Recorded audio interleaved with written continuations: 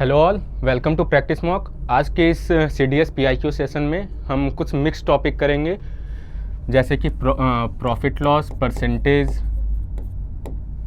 Average. इन सब topics का जो वेटेज है वो CDS में कंपैरेटिवली नंबर सिस्टम हो गया, अलजेब्रा हो गया, मेंसुरेशन, ज्योमेट्री मेंसुरेशन हो गया, उनके कंपैरिजन में बहुत कम वेटेज है इनका। तो ये सारे टॉपिक आज हम मिक्स करेंगे। इससे पहले हमने TST और टाइम एंड वर्क कर लिया था। अगर आपने नहीं देखा है तो पिछले जो वीडियोस अपलोड हुए हैं हमारे चैनल पर प्रैक्टिस मॉक डिफेंस पर, वो आप जाकर देख सकते हैं। TST टाइम वर्क का हो चुका है। मेंसुरेशन के मैंने 2 पार्ट करवाए हैं। 2 पार्ट में मैंने 10 to 12 क्वेश्चंस डिस्कस किए हैं, और ये मैं कर रहा हूँ 2023 का जो पहला पेपर हुआ था अप्रैल में शायद, तो उस टाइम जो पेपर हुआ था उसके ये सारे क्वेश्चन हैं। तो चलिए शुरू करते हैं। पहला ये जो क्वेश्चन है पार्टनरशिप का है। क्या है कि ABCD एंड E 5 लोग हैं, enter into a business. They invest money in the ratio 2:3:4:5:6। ठीक, 2:3:4:5:6। इस रेशियो में ABCD और E जो सर्टेन अमाउंट इन्वेस्ट करते एक बिजनेस में। जो टाइम है, however the time invested bye them, जिस टाइम के लिए उन्होंने इन्वेस्ट किया है उसका जो रेशियो है वो है 6:5:4:3:2। अब क्या कह रहा है कि इफ द प्रॉफिट डिस्ट्रीब्यूटेड, जो प्रॉफिट डिस्ट्रीब्यूट हुआ है वो डायरेक्टली प्रोपोर्शनल है किसके, टाइम और मनी के, कि जितने टाइम के लिए उन्होंने इन्वेस्ट किया और जितना अमाउंट इन्वेस्ट किया है उसके डायरेक्टली प्रोपोर्शनल है। तो पूछ रहा है then who receives the highest amount of profit. तो इन पांचों में से ABCD में से सबसे ज़्यादा प्रॉफिट किसे हुआ होगा। ठीक, क्या कह रहा है, जो प्रॉफिट है वो टाइम और सम इन्वेस्टेड उसके प्रोपोर्शनल है। ठीक, पार्टनरशिप में हम जानते हैं मतलब क्या, प्रॉफिट जो होगा वो किसके, टाइम और जितना सम है उसके प्रोडक्ट के प्रोपोर्शनल होगा। तो यहाँ इनका रेशियो हम निकाल लेते हैं ABCDE। ठीक, ये मानते कि हम इन्होंने 2x रेशियो दिया हुआ है, तो 2x rupees, 3x rupees, 4x rupees, 5x rupees ऐसे इन्वेस्ट किया होगा। कि इसने 2x कितने टाइम के लिए, 6y मंथ्स के लिए किया है। B ने 3x रुपीज़ 5y मंथ्स के लिए किया है। C ने 4x रुपीज़ 4y मंथ्स के लिए किया है। ठीक, D ने 5x रुपीज़ 3y मंथ्स के लिए किया है, और E ने 6x रुपीज़ 2y मंथ्स के लिए किया है। ठीक, अब इसमें हम देखें कोई भी कॉमन, सारे जो हैं जितने रेशियोज हैं इसमें कुछ कॉमन नहीं है जो कट कर सके, मतलब ये और ज़्यादा सिंप्लीफाई नहीं होगा। XY सबका चला जाएगा। तो ये जो रेशियो निकल कर आ रहा है ये क्या, प्रॉफिट का रेशियो निकल कर आ रहा है। प्रॉफिट शेयर, किस रेशियो में प्रॉफिट, इनके बीच जो भी प्रॉफिट हुआ होगा किस रेशियो में डिवाइड होगा। तो आ रहा है कितना, 12:15:16:5 और 12। मतलब सबसे ज़्यादा इसमें सबसे ज़्यादा क्या है, ये 16 सबसे बड़ा है। ये किसका, ABCD और E। मतलब सबसे ज़्यादा प्रॉफिट जो हुआ होगा वो किसको हुआ होगा, C को। किसको हुआ होगा सबसे ज़्यादा, C को। ठीक, तो पार्टनरशिप में क्या होता है कि प्रॉफिट जो डिस्ट्रीब्यूट होता है, यहाँ क्वेश्चन में लिखा भी होता है, अगर क्वेश्चन में नहीं लिखा हुआ है कि किसके प्रोपोर्शनल है तो हम क्या करते हैं, वही टाइम और जो सम इन्वेस्ट है उसके ही प्रोपोर्शनल होता है, उसका प्रोडक्ट हम लेते हैं, उसके अकॉर्डिंग फिर रेशियो फाइंड करते हैं। अगर अमाउंट दिया रहेगा कि कितना अमाउंट फाइंड करना है तो रेशियो जब हमें पता चल जाएगा तो हम अमाउंट भी फाइंड कर सकते हैं, अगर हमें अमाउंट पे गिवन है तो। दूसरा क्वेश्चन देखते हैं क्या कह रहा है कि 12% ऑफ प्रॉफिट लॉस का ये क्वेश्चन है। 12% of bananas bought by a fruit vendor got lost during transportation. ठीक, कि एक फ्रूट वेंडर ने सर्टेन नंबर ऑफ बनानास खरीदे, उसमें से 12% जो थे वो खो गए। On selling the remaining bananas the vendor's overall profit turn out to be 4%। और जो बचे हुए बनानास थे उन्हें जब उसने सेल किया तो उसका जो ओवरऑल प्रॉफिट निकल कर आया कितना आया, 4%। If the vendor had not lost any bananas and had sold them at the price of the remaining bananas, कि अगर वेंडर ने कोई भी बनाना लॉस्ट नहीं, जो मतलब सारे के सारे उसके पास रहते हैं और उन्हें वो सेल करता किस पर, sold them at the price of the remaining bananas, मतलब ये जो पहला केस दिया हुआ है उसके अकॉर्डिंग कि वो 12% खो जाने के बाद जिस प्राइस पर उसने सेल किया उसी प्राइस पर सारे बनानाज को अगर सेल करता तब उसका profit percentage, what would have been his profit percentage. ठीक है, हम मान लेते हैं कि उसने 100x बनानाज खरीदे थे, ठीक, और हर बनाना का प्राइस कितना था, ₹y, ठीक। 100x बनाना खरीदे उसने, जिसमें से हर बनाना को ₹y के रेट से उसने खरीदा। तो टोटल अगर कॉस्ट प्राइस CP इसके लिए फाइंड करें तो क्या हो जाएगा, ₹100xy, ठीक। टोटल जो इसका कॉस्ट प्राइस हुआ वो कितना हुआ, 100xy। सेलिंग प्राइस जो सेल इसने किया, क्या कह रहा है, प्रॉफिट कितना आ रहा है, 4% का, मतलब 100 का 4% कितना, 4 होगा, मतलब जो सेलिंग प्राइस इसकी आई 104 प्रॉफिट है, इसलिए 4 जो होगा वो ऐड होगा 4xy 100xy में। इतने पर उसने सेल किया, लेकिन कितने बनाना सेल किए उसने, 12% खो गया था 100x में से, उसका 12%,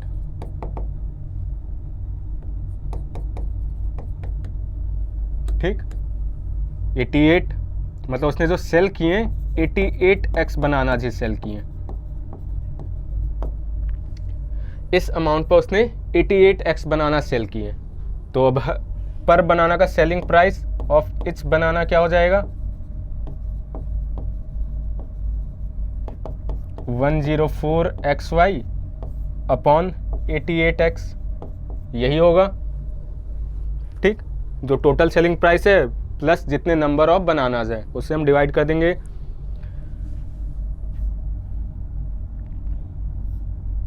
2 से 52, 44, 26, 22, 13 और 11, ठीक।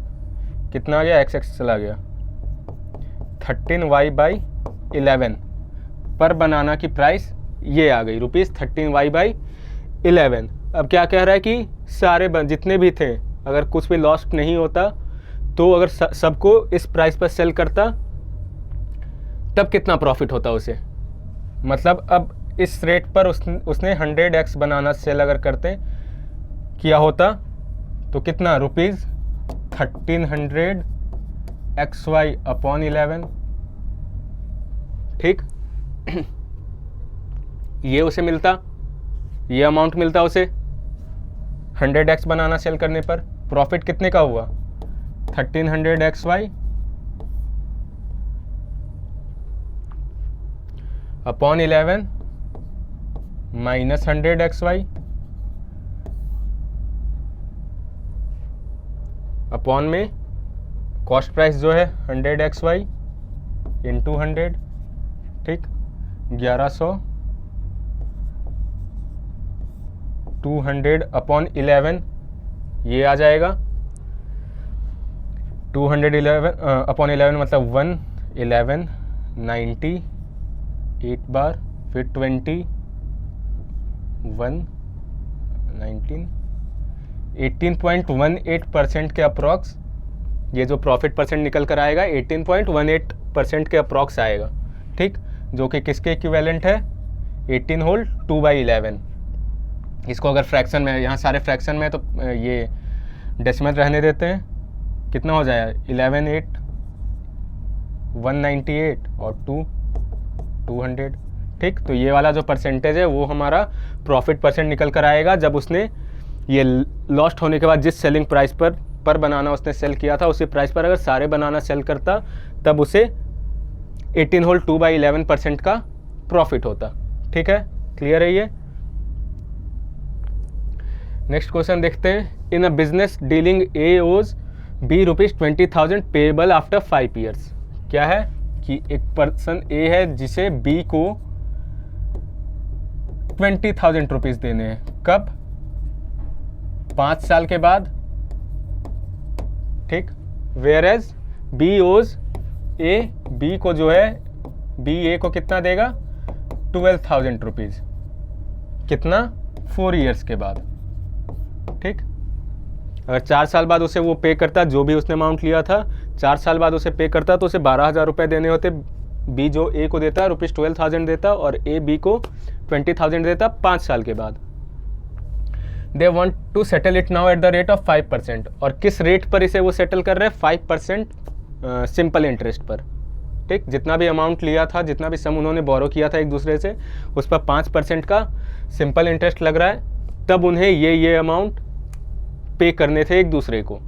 Who gives how much money in this settlement? तो पूछ रहा है कि कौन किसको कितना अमाउंट दे रहा है इस सेटलमेंट में। मतलब हमें ये फाइंड करना है एक तरह से कि किसने कितना अमाउंट लिया था।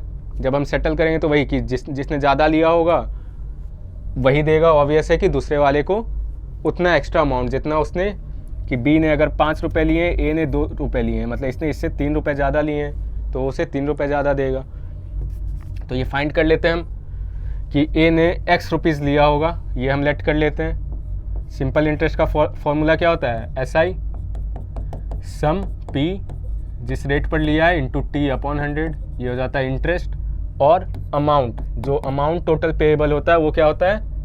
अमाउंट जो पेएबल होता है वो होता है प्रिंसिपल प्लस इंटरेस्ट। ठीक, तो ए के लिए हम फाइंड करते हैं कि उसने x रुपीज़ अगर बोरो किए होंगे 5% पर 5 साल के लिए, तो इतना इंटरेस्ट बनेगा उसका। पे कितना कर रहा है? अमाउंट में से अगर इंटरेस्ट माइनस कर देंगे, सॉरी अमाउंट में से अगर प्रिंसिपल माइनस कर देंगे तो हमें इंटरेस्ट मिल जाता है। तो उसे 20,000 रुपये देने थे, ये था उसे अमाउंट, टोटल अमाउंट जो देना था। उसमें से x रुपीज़ उसने, अगर मैं माइनस कर दूंगा जो प्रिंसिपल अमाउंट था, जितना उसने बोरो किया था उतना उसने इंटरेस्ट पे किया होगा। ये कितना आ जाएगा? 0.25x is equal to 20,000 minus x, ये आ जाएगा 1.25x इज इक्वल टू 20,000। मतलब x हमारा आ जाएगा 1.25 को नीचे लेते जाएंगे तो आ जाएगा 16,000। मतलब ए ने जो बोरो किए थे बी से, वो कितना बोरो किया था? ₹16,000। सिमिलरली बी के लिए जब हम फाइंड करेंगे तो बी हम लेट करते कि y रुपीज़ उसने लिए होंगे। ठीक, 4 साल के लिए वही 5% रेट पर अपॉन में 100। पे कितना करता? 12,000 में से प्रिंसिपल माइनस कर देंगे तो इंटरेस्ट, इतना इंटरेस्ट उसने पे किया होगा। ये आ जाए 0.2y is equal to 12,000 minus y, मतलब 1.2y is equal to 12,000, y is equal to 1.2 को नीचे लेते जाएंगे, ये आ जाएगा 10,000। ठीक है, ये आ जाएगा बी ने जो बोरो किए थे वो कितना बोरो किया था? 10,000 रुपीज़। और इसने जो बोरो किया था ए ने, वो उसने कितना बोरो किया था? 16,000। मतलब इसने 6,000 एक्स्ट्रा बोरो किए थे।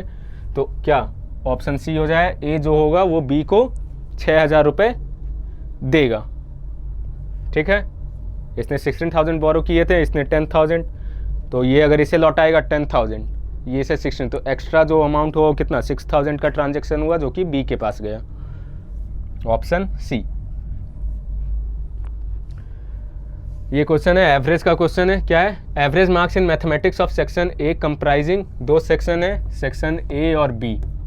ठीक, उसमें स्टूडेंट्स कितने? सेक्शन ए में कंप्राइजिंग 30 स्टूडेंट्स, और एवरेज मार्क्स कितना है? 65। And that of section B comprising 35 students. ठीक, 35 सेक्शन बी में 35 स्टूडेंट्स हैं, उनका एवरेज मार्क्स मैथमेटिक्स में कितना है? 70। अब क्या कह रहा है? What are the average marks of both sections if it was detected later that an entry of 47 marks was wrongly made as 74। बाद में ये देखा गया कि जब टोटल जो सम किया गया था उसमें से किसी एक स्टूडेंट का जो मार्क्स था वो 47 की जगह 74 काउंट हो गया था। ठीक, तो पूछ रहा है कि दोनों सेक्शन का जो करेक्ट एवरेज मार्क्स होगा वो कितना रहा होगा। तो एवरेज क्या होता है? एवरेज क्या होता है? Sum of observation. एवरेज क्या होता है? Sum of observation upon number of observation.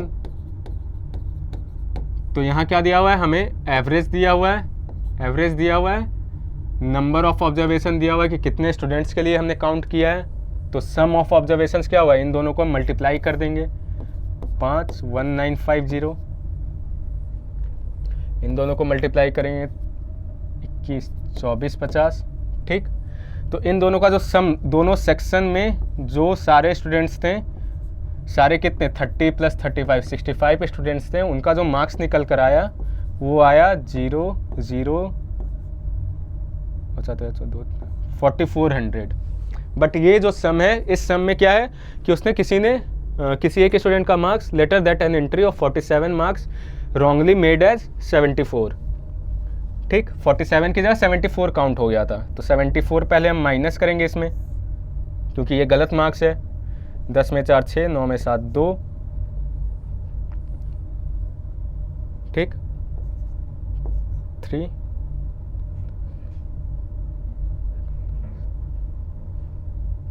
और इसमें 47 फिर हम ऐड कर देंगे करेक्ट सम लाने के लिए। 6 7 13, 4 2 6, 4 2 6 1 7, ठीक, ये आ जाएगा करेक्ट एवरेज 4373। कितने स्टूडेंट्स का? 4373 अपॉन 65 स्टूडेंट्स। अगर हमें पूरे क्लास का एवरेज लाना है तो 65 से डिवाइड करेंगे। Sum of observations upon number of observation, ये हमें एवरेज देगा। डिवाइड करते हैं,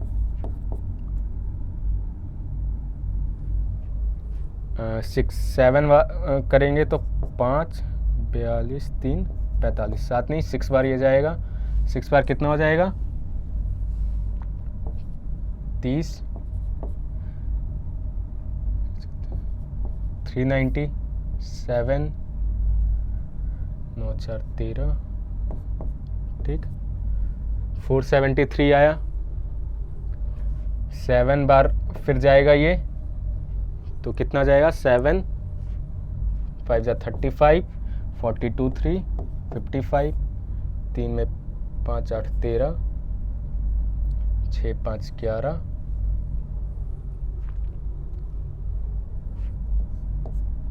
ठीक,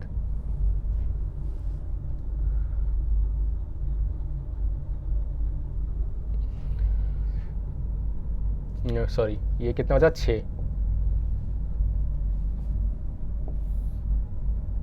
यहाँ बचा 8, यहाँ बचा 6, 6 में 5 1 1, डेसिमल 0 2 3 बार नहीं जाएगा, 2 बार जाएगा, ठीक, 2 बार जाएगा। अब देख रहे हैं 67 का 2 इसमें है, मतलब आंसर क्या हो जाएगा? Option A. आंसर क्या हो जाएगा हमारा? ऑप्शन ए हो जाएगा। इसके आगे क्योंकि 67 हमने काउंट कर लिया है, कैलकुलेट कर लिया, अब आगे देख रहे हैं कि डेसिमल के बाद बस 2 ही जो है, एक ऑप्शन में 2 है, तो आगे हमें कैलकुलेट करने की ज़रूरत नहीं है, ठीक। तो इसमें एवरेज का कॉन्सेप्ट लग रहा था, sum of observation upon number of observation. हमने दोनों सेक्शन का जो मार्क्स था वो फाइंड कर लेकर आए हम। फिर दोनों सेक्शन का कंबाइंड मार्क्स, जो सारे स्टूडेंट्स हैं उनका कंबाइंड मार्क्स। अब उसमें क्या कह रहा है कि 47 की जगह 74 काउंट हो गया था, वो हमने माइनस किया, जो करेक्ट मार्क था उसको ऐड किया, तो करेक्ट सम हमें मिल गया। दोनों क्लास के स्टूडेंट्स का जो करेक्ट सम ऑफ मार्क्स था वो हमें मिल गया। फिर हम total upon number of observation, total students है 65, हमारा करेक्ट एवरेज आ जाएगा। नेक्स्ट क्वेश्चन है एजेस का है। The age of Q exceeds the age of P by 3 years. ठीक, कितने लोग यहाँ देखते हैं? पी है, क्यू है, और कौन है? आर है और एस है, इतने लोग हैं। क्या कह रहा है? Age of Q exceeds the age of P by 3 years. Q का एज जो है वो पी से 3 साल ज़्यादा है। मान लेते हैं इसका एज अगर x ईयर्स था तो इसका x + 3 ईयर्स रहा होगा। Age of R is twice the age of P. ठीक, आर का जो एज है पी के एज का ट्वाइस है। ठीक है ये। And the age of Q is twice the age of S. Q का जो एज है वो एस के एज का ट्वाइस है, इससे 2 टाइम्स है। मतलब एज इसका क्या होगा? x + 3 divided by 2। ठीक, इस केज में हम 2 मल्टीप्लाई करेंगे तो q मिल जाएगा हमें। q केज में अपॉन 2 करेंगे तो हमें s का एज मिल जाएगा। Further the age difference of r and s is 30 years. r और s के बीच का जो एज डिफरेंस है वो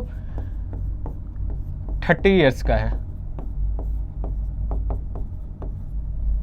what is the sum of ages of p and q? p और q के एज का सम पूछ रहा है। एलसीएम लेंगे 4x माइनस एक्स माइनस 3, ये 2 इधर चला जाएगा, 60 हो जाएगा। ठीक, 3x is equal to 63, x is equal to 21।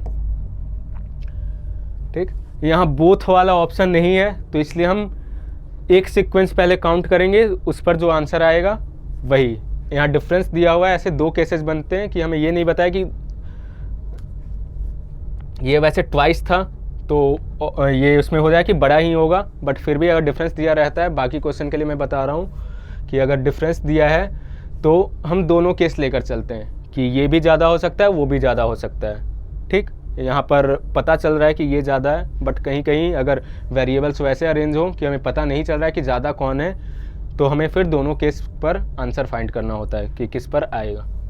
x21 आ गया, p और q के एज का सम पूछ रहा है, मतलब x plus x plus 3, 2x plus 3, 2x मतलब 2 इंटू 21 प्लस 3, 42 प्लस 3, 45 ईयर्स। ठीक, ऑप्शन क्या हो जाएगा हमारा? ऑप्शन डी, 45 ईयर्स आ जाएगा इनके एज का सम। ठीक, ये सारे जो टॉपिक्स हैं इन पर जो क्वेश्चन होते हैं सिंपल होते हैं, ज़्यादा कैलकुलेटिव नहीं होते हैं। ठीक,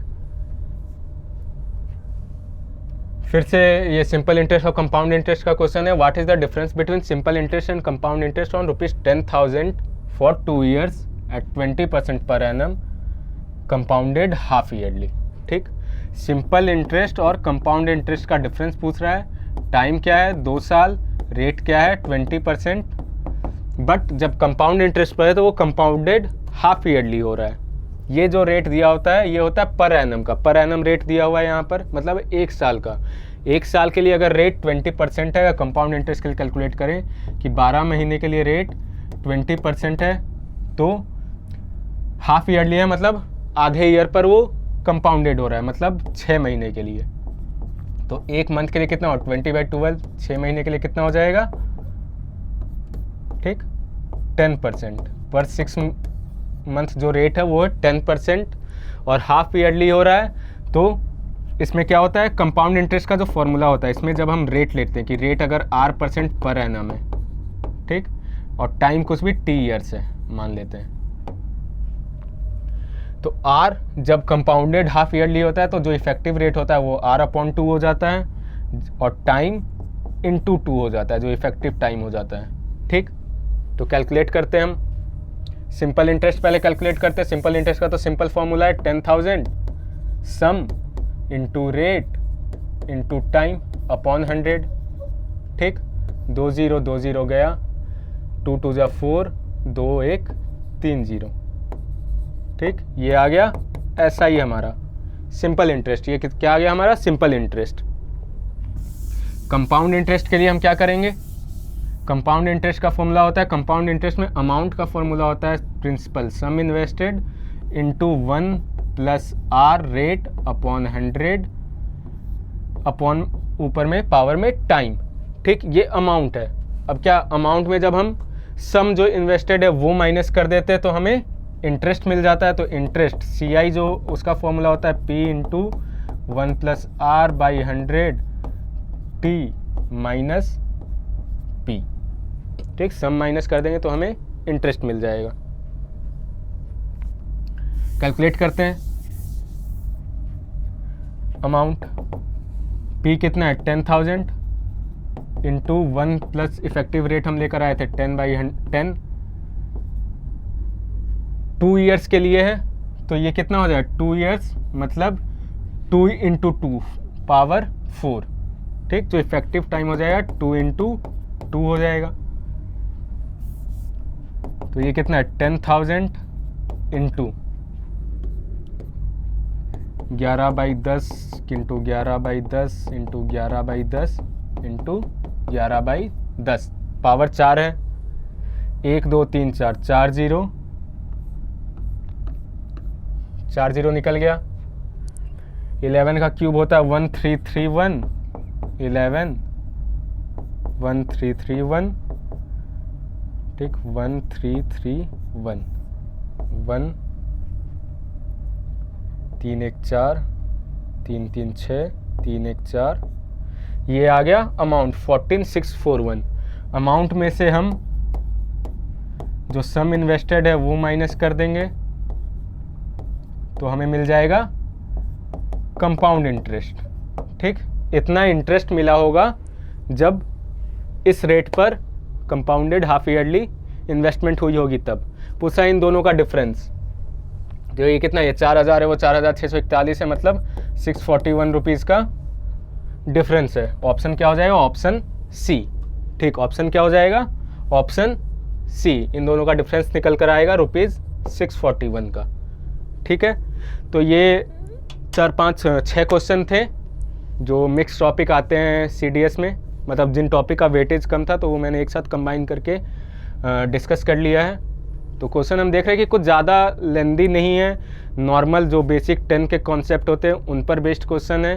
ठीक, बस एक वो जो सिंपल इंटरेस्ट इससे पहले जो था A और B का, कि ये इसको 20,000 रुपीज़ देता है, 5% अगर रेट रहता है तो 5 साल के बाद 20,000 उसे रिटर्न करने होते हैं, और B को 12,000 रिटर्न करने होते हैं। तो ये एक थोड़ा ट्रिकी क्वेश्चन था, बट कैलकुलेशन वाइज तो आसान था बिल्कुल। तो वही हमें कॉन्सेप्ट अगर हमारे क्लियर है, जो बेसिक कॉन्सेप्ट है उन्हें टाइम टू टाइम रिवाइज करते रहिए। साथ ही PIQ जो पहले के 4-5 साल के जो पेपर्स हैं उन्हें अगर हम सॉल्व करेंगे तो हमें एक अच्छा खासा आइडिया हो जाता है कि हाँ क्वेश्चन का लेवल क्या है, किस टॉपिक का वेटेज कितना है, उसमें कितने डेप्थ तक जा रहा है उस टॉपिक के लिए। तो वो हमें आने वाले पेपर के लिए, जो आने 2024 का जो पेपर होने वाला है उसमें हमारा हेल्प करेगा ये। ठीक, तो ऐसे ही हमारे चैनल पर ये PIQ हम डिस्कस करते रहते हैं, तो आप इनको गो थ्रू करते रहिए, इन वीडियोस को देखिए, तो कॉन्सेप्ट आपके सारे रिवाइज भी हो जाएंगे और क्वेश्चन का हमारा जो लेवल है वो भी पता चल जाएगा, जो पेपर में एक्चुअल लेवल क्या होता है पेपर का।